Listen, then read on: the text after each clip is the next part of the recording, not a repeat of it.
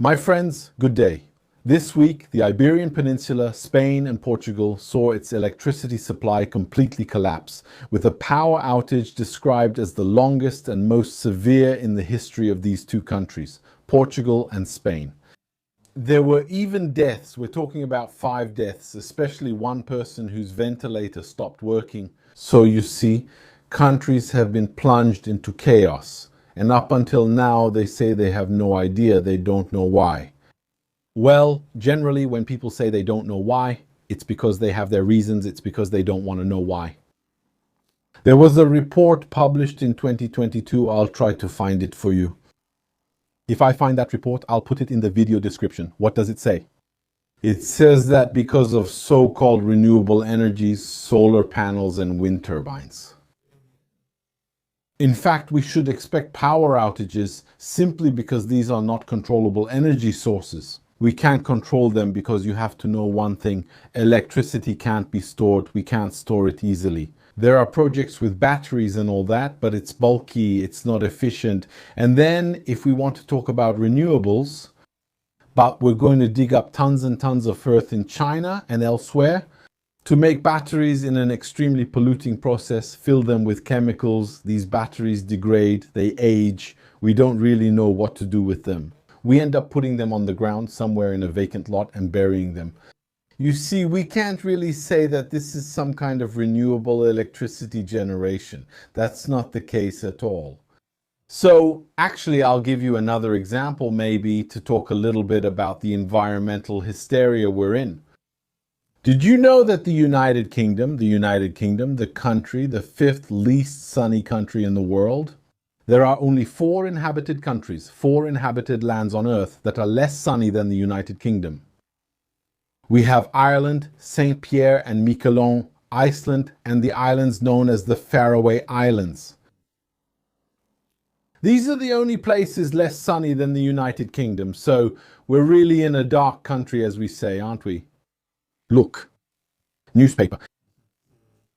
So this newspaper is from today. Look.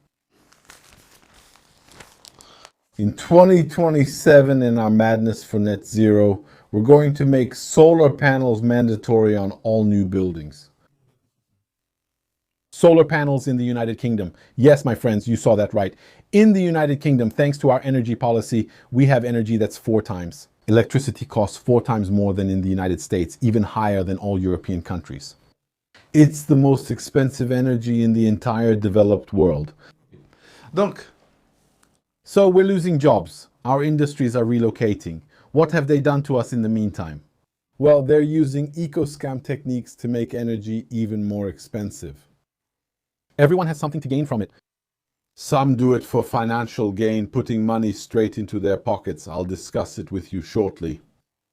There are others, those who are in power. Many of them are motivated by social justice. They say it. If you follow them on Twitter and read the articles, the interviews, all that, you'll see that quite regularly. They mention the term social justice. It's a concept that comes from wokeness, which claims that there are privileged people and this is an injustice towards less privileged people. The basic idea, actually, if you want, in wokeness and the concept of social justice is that there is no personal merit. Personal effort, intelligence, or brilliance isn't recognized at all. What is recognized is that if a person or a group of people or a country is successful and another is not, hasn't had the same success, it's that the one who succeeded necessarily exploited the other, and the one who failed necessarily is a victim.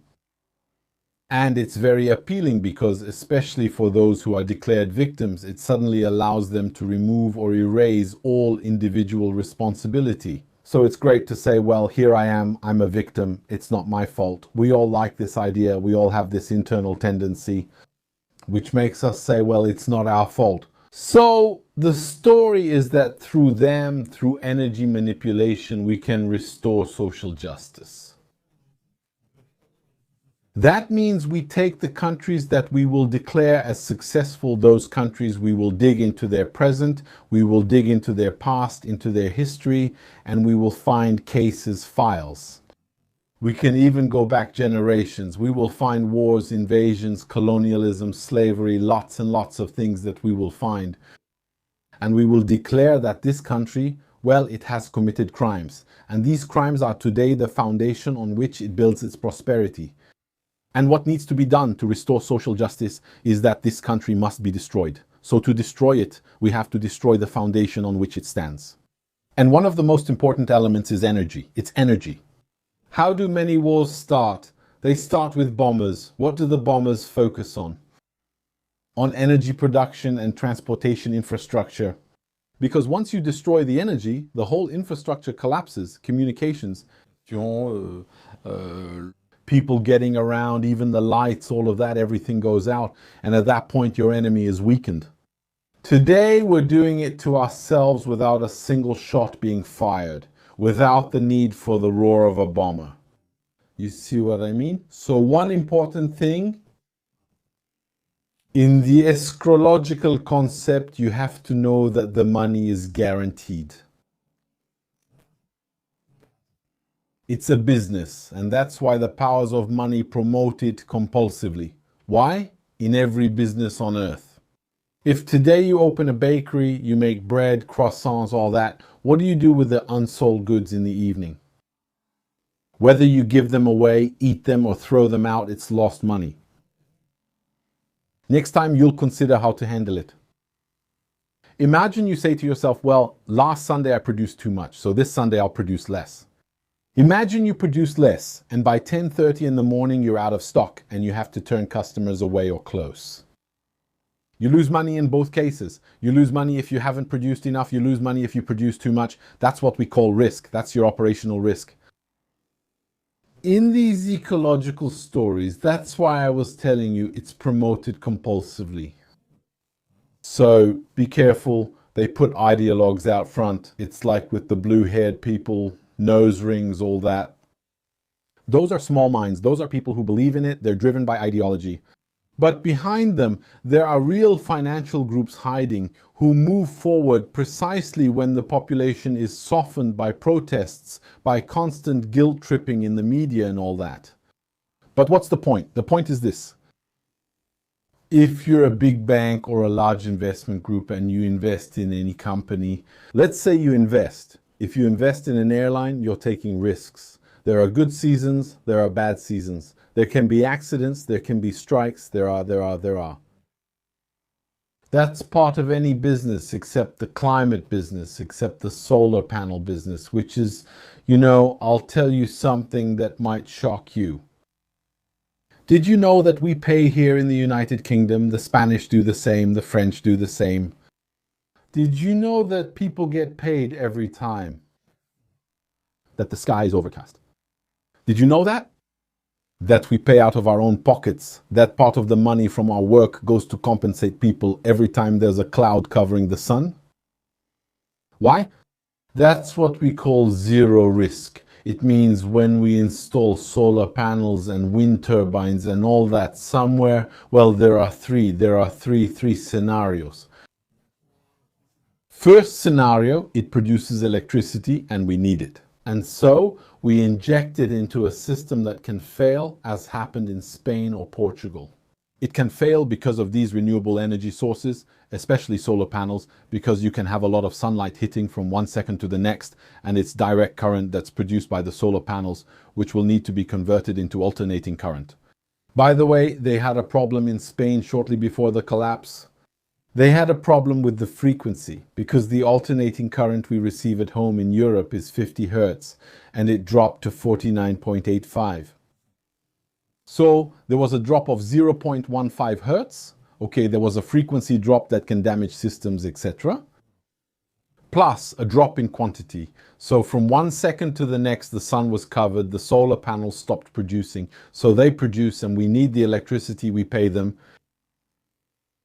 They produce, but we don't need electricity. We don't need it, we have enough. We pay them anyway. We ask them to disconnect, but we pay them. Very often, here in the United Kingdom, we have paid hundreds of millions of euros every year to wind farms to disconnect their wind turbines. That means that When there's too much wind and it happens during off-peak times, we don't need that energy. So we call them and ask them to disconnect their wind turbines. So the turbine keeps spinning, but the electricity goes nowhere. It's not connected to anything, and we pay them for that. So we pay them for energy we don't need. It's as if you and I had to, I don't know, compensate Air France every time there are empty seats on a plane. Every time they have a flight and it's not fully booked, well, we're forced to pay up. Whether we travel or not, we have to pay them. There's no business on earth that has that. Another thing, when the sky's overcast or when there's no wind, so there's no production, but what do we do then? We pay them anyway. And all that money ends up on our bills. And that's why it's not about business or a company in the noble sense of the word. It's about fraud. So it's fraud based on ecological ideology.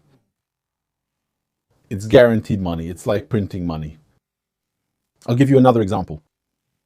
We're in the United Kingdom and we have, I don't know if you've heard, we have a big scandal, but the scandal, I mean, we have them every day, but it keeps going. We're covering farmland. We don't have much. We don't have a lot.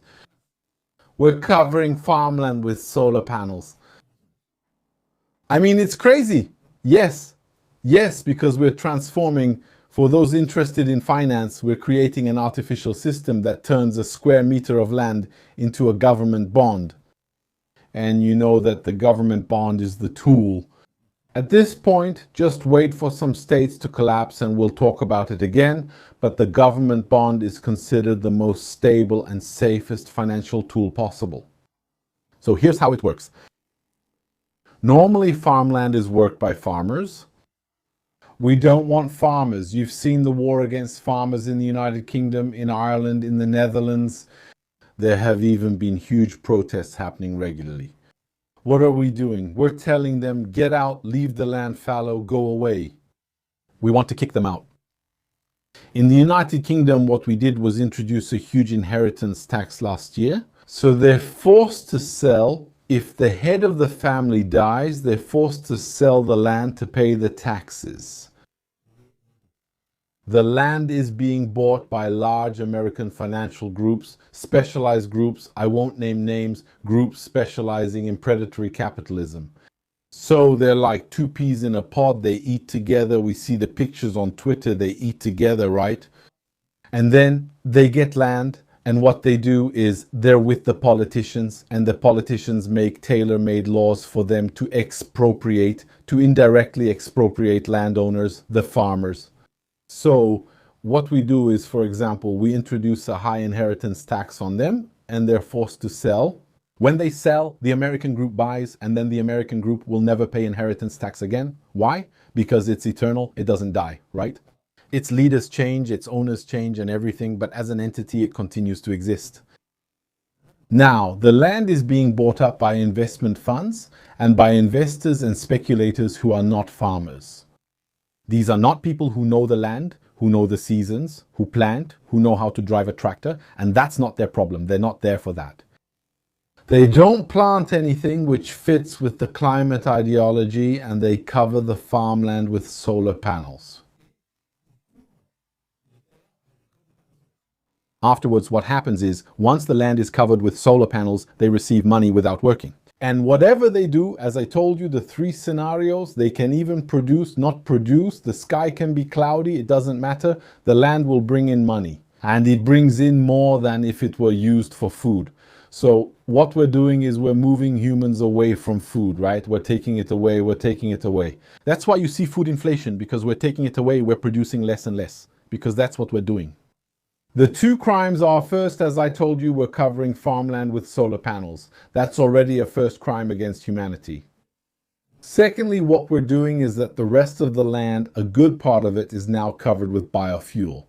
It's covered with plants that aren't meant for human food, but are grown to produce biofuel to put in cars. Because now, by law, you have to put biofuel in cars. You actually have to put alcohol in them. It's alcohol that we mix, 5 to 10% depending on the type of fuel, and then we burn it in the engines. But the reality is that humans will end up competing with engines. So what's happening is that in Europe, what we have is inflation. We're not starving yet, but we have huge inflation. And in countries where people are on the brink of hunger, well, those people are really going to suffer. Those people actually end up facing famine and they need urgent humanitarian assistance and so on. You just have to look at the website of the World Food Programme, the World Food Bank, the UN website and other organizations. They tell you that there is an incredible number of people who need emergency food assistance today. Why? Simply because we are destroying the land. And then, wait, you might say, what's the connection between farmland destroyed in the United Kingdom and someone who might be starving in Africa? There's a direct connection because it's all interconnected. That is to say, for example, the United Kingdom, which has its own land to produce, I don't know, wheat or potatoes or something else. Well, if there are no more potatoes on that land, they're going to cover it with solar panels. Then what they'll do is sue tenders on international markets to buy potatoes through this interconnected system. Since production has decreased and there are these calls, well, obviously the price goes up. That means the price will inevitably rise. We're in a globalized economy. You have to know that. So there you go, my friends. The outages in Portugal and Spain once again will unfortunately become a permanent feature of Europe. That's how it will be. This is not something that will change as long as people don't wake up, as long as people don't realize that they are being destroyed on a civilizational level. In any case, thank you for listening to this video, my friends. And then I'll see you in the next one. See you very soon.